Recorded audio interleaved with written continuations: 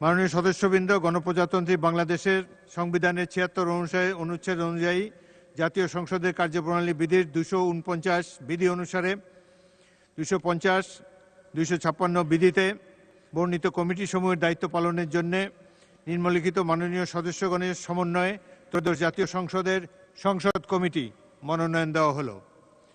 মাননীয় সদস্যগণের নাম: ১. জনাব মোহাম্মদ নুরুল ইসলাম, চিফ হুইপ, বরগুনা ২, সভাপতি। ২. জনাব রকিবুল ইসলাম, খুলনা ৩, সদস্য। ৩. মিয়া নুরুদ্দিন আহমেদ অপু, শরীয়তপুর ৩, সদস্য। ৪. জনাব মোহাম্মদ কায়সার আহমদ, সুনামগঞ্জ ৩, সদস্য। ৫. জনাব শহীদুল ইসলাম, ফরিদপুর ৪, সদস্য। ৬. জনাব নয়াব ইউসুফ আহমেদ, ফরিদপুর ৩, সদস্য। জনাব এস এম জাহাঙ্গীর হোসেন, ঢাকা ১৮, সদস্য। জনাব মোহাম্মদ আলিউল্লাহ, বরগুনা ১, সদস্য।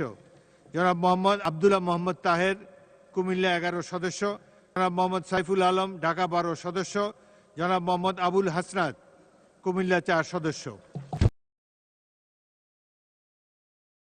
সদস্যবৃন্দ, আমি আবার পড়ছি। সংসদের সামনে প্রশ্ন হচ্ছে, মাননীয় প্রধানমন্ত্রী ও সংসদ নেতার পক্ষে মাননীয় চিফ হুইপ জনাব নুরুল ইসলাম এর প্রস্তাব মতো এবং প্রস্তাবিত সদস্যদের সমন্বয়ে বিশেষ কমিটি গঠন করা হোক। যারা এই প্রস্তাবের পক্ষে আছেন তারা হ্যাঁ বলুন। যারা এই প্রস্তাবের বিপক্ষে আছেন তারা না বলুন। আমার মনে হয় হ্যাঁ জয়যুক্ত হয়েছে, হ্যাঁ জয়যুক্ত হয়েছে, হ্যাঁ জয়যুক্ত হয়েছে। অতএব প্রস্তাবটি সর্বসম্মতিক্রমে গৃহীত হলো এবং বিশেষ কমিটি গঠিত হলো।